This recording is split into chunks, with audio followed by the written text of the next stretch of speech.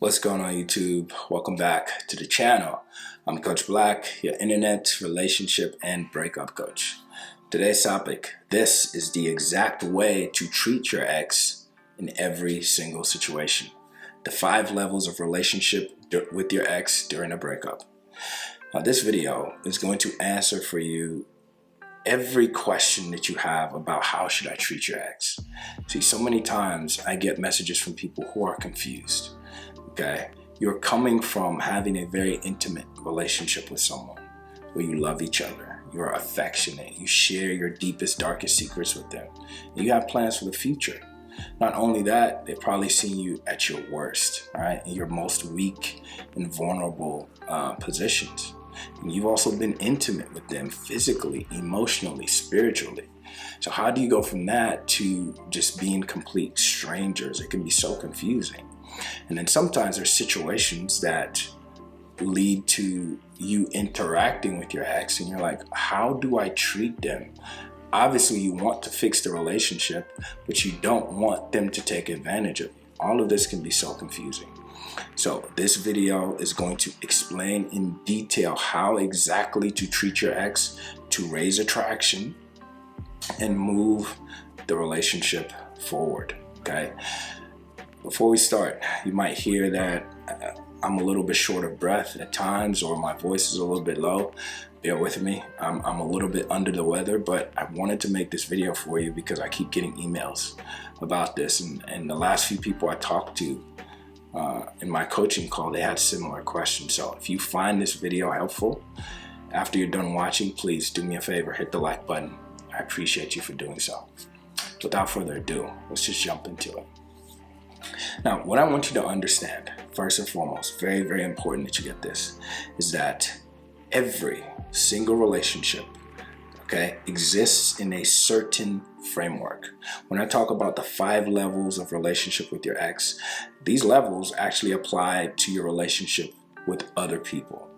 Every relationship that ever existed on this planet Earth can be categorized into one of these 5 categories. All right, and the 5 categories are romantic relationship, friends and family. I'm going to put that in the same umbrella. Okay. Number 3 is acquaintance. Number 4 is strangers. And number 5 is enemies. Now, what you have to understand, no relationship exists that doesn't fall into one of those categories, but also there is a mutual agreement between both parties, either consciously or unconsciously. Either it's verbally spoken when you say, hey, I want you to be my girlfriend. Okay, we verbally enter this agreement together. Sometimes it's not even verbal, it's silent. But believe me, there is a mutual agreement that this is the category that we belong to. Now, why is it important that we understand these different levels of relationship? Because the behaviors in the different categories vary from one category to the next. For example, if someone is in the friends, especially family category, then we don't expect there to be romantic interaction between those 2 people. You don't expect 2 family members to be kissing on the lips or to be physically intimate, and those types of things are taboo. It is weird. Okay, this is the structure for what our relationship looks like, and for the most part, if you do things outside of that structure, you're violating the agreement. It's either going to be weird, it's not going to be received properly, or you'll be in a situation where you are being taken advantage of. Okay, so if someone is a complete stranger, you wouldn't do for them the benefits and the things that you would do for someone who's a romantic partner or someone who is your friend or your family. Okay, so very important. The context, the framework that we're in matters tremendously. Okay, so now how does this apply to your ex? Well, obviously you started from a romantic place. You're in love with each other. You're affectionate with each other.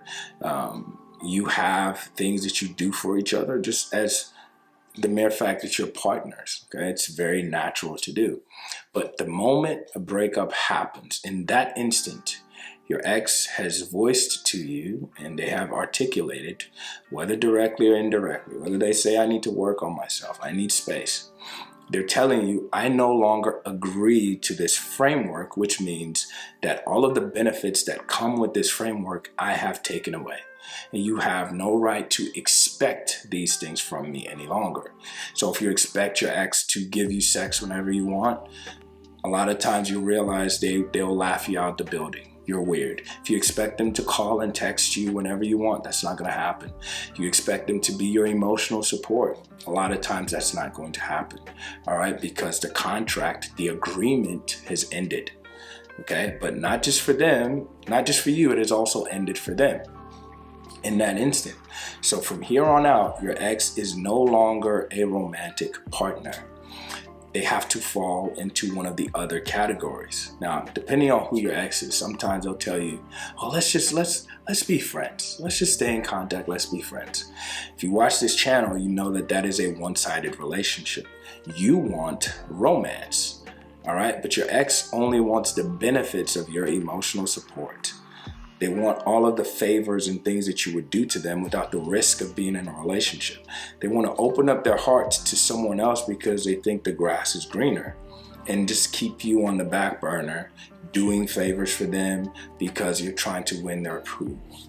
You never accept friendship from your ex. So that's not a category that your ex is going to have access to. Remember, they cannot put you in the friendship box without your consent. So it's one thing for you to verbally communicate, I don't want friendship, but sometimes people consent with their actions. You may say, I don't want to be friends, but whenever your ex calls you, you're always there. And there's no romance. You're not going on dates. You're not hanging out. You're not being intimate.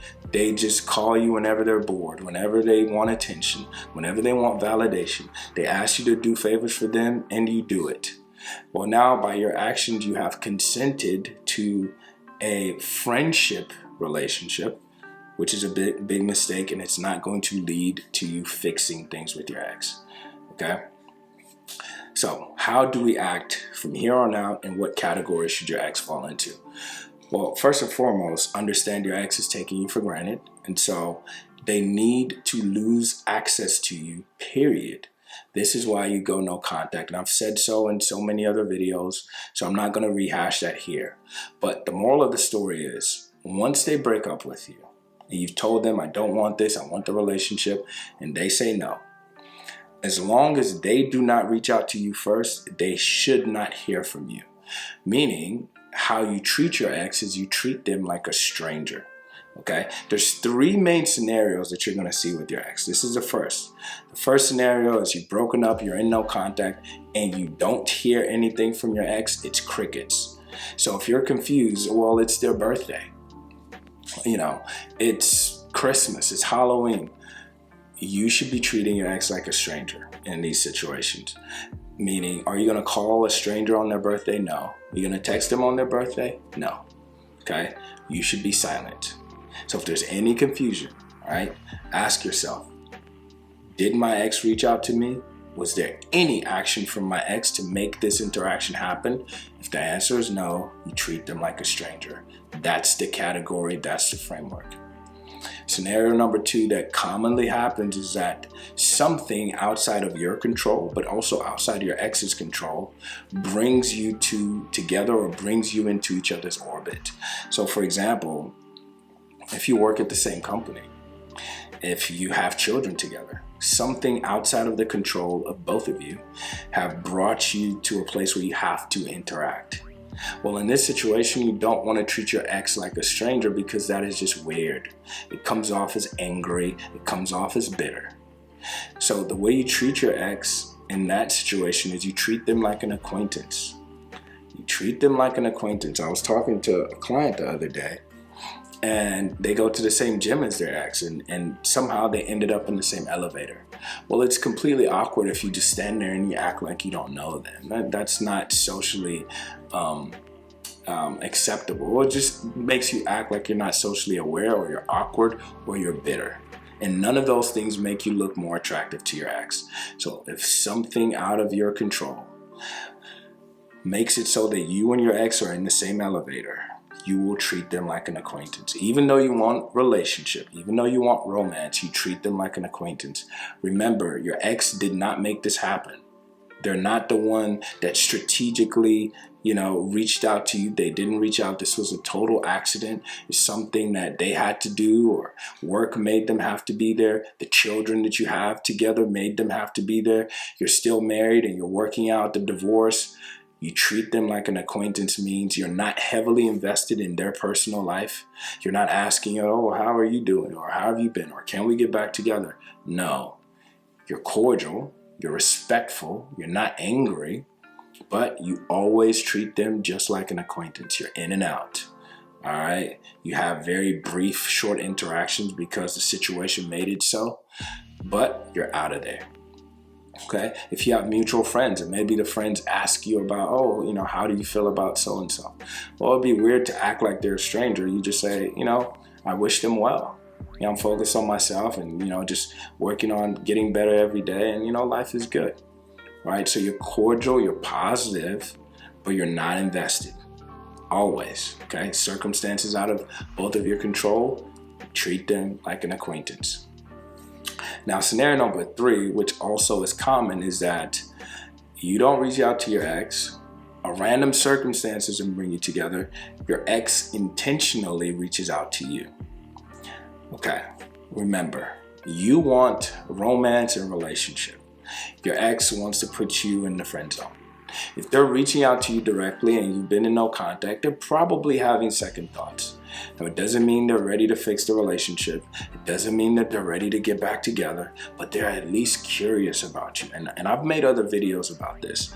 The 5 stages your ex goes through throughout a breakup. Check that out. I'm going to leave it in the description for you. But basically, they're a little bit curious. And so it's your job to always assume if they're reaching out to me, their interest is going up. And since you want romance, you just start doing the behaviors in the romance category. Simple as that. Now, if they reach out to you directly, your ex is only going to get 2 options. Remember, I said there's 5 levels of relationship. There's only 2 frameworks that we're going to fall into: romance or acquaintances. And your ex gets to decide. So they reach out to you. We talked about the masculine and the feminine, but let's just make it easy. For the guys, your ex reach out to you. Within 2 to 5 messages, you suggest getting together. As simple as that. You invite her over to your place. You invite her to grab drinks with you. As simple as that. Now, if she's just testing the waters, she's not ready to go out, she gives you an excuse. Remember, you tried romance, she didn't accept, or she doesn't get anything in between. A friend will stick around and have conversations and ask about her day. You do not have to do this. Matter of fact, you must not do this. It's not your responsibility. And if you fall for that trap and you say, okay, well, I need to talk to her first. I need to make her comfortable. You're making a mistake. If she denies the romance, she gets straight into acquaintance, meaning, all right, well, hey, it was good hearing from you. I got to run. I got to go meet some of my buddies. I got to go to the gym. Whatever your excuse is, you're not going to give her behaviors that are in the friendship categories. Talking for multiple hours, that's not going to happen. Remember, you wouldn't talk to an acquaintance for 2-3 hours over the phone. All right, you're not that close to them and you're not invested in them. It's like, all right, well, hey, if you change your mind, let me know. Keep in touch. You leave.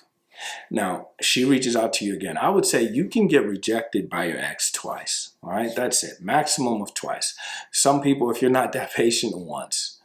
But if you suggest getting together or doing something romantic, you're escalating. All right, and she says no, from here on out, you only deal with them in the acquaintance category. That is the only level of relationship that they get, which is in and out, in and out. That's how you treat an acquaintance. You're casual, you're positive, you're polite, but you're leaving, always. And if they complain, you just say, hey, I've been busy, I'm a little stressed from work, I just want to relax. If you miss me that bad, why don't you come see me, right? If they're complaining about it. As simple as that. For the women, generally, you want to be always treating him in the acquaintance category. In and out, cordial, polite, and see if he gets the hint to ask you out, because he needs to be leading. He needs to be asking you to get together. If he doesn't, all right, unlike the guys, you get one time where you can suggest, doing something together. Let's go grab drinks somewhere. One time and one time only. Shouldn't be at your house. It shouldn't be at his house. It should be somewhere in public where he's paying. All right. And if he doesn't accept from that moment, just like the guys, acquaintance only. What will happen is if they're really missing you, this will frustrate them. All right. Because if they didn't care, they wouldn't be reaching out to you. If they're constantly reaching out, it's because they want more of your time. They want more of your energy. But they'll realize is that you're only accepting certain frameworks. And naturally, they're going to acquiesce to what you want because there's nothing else on the table. It's like if you go to a dealership, for example, which wouldn't happen, and he only has one car. That's it. And you keep coming every single day. It's like, hey, this is the only car I got. This is it. All right. You're subtly telling, this is the car I got.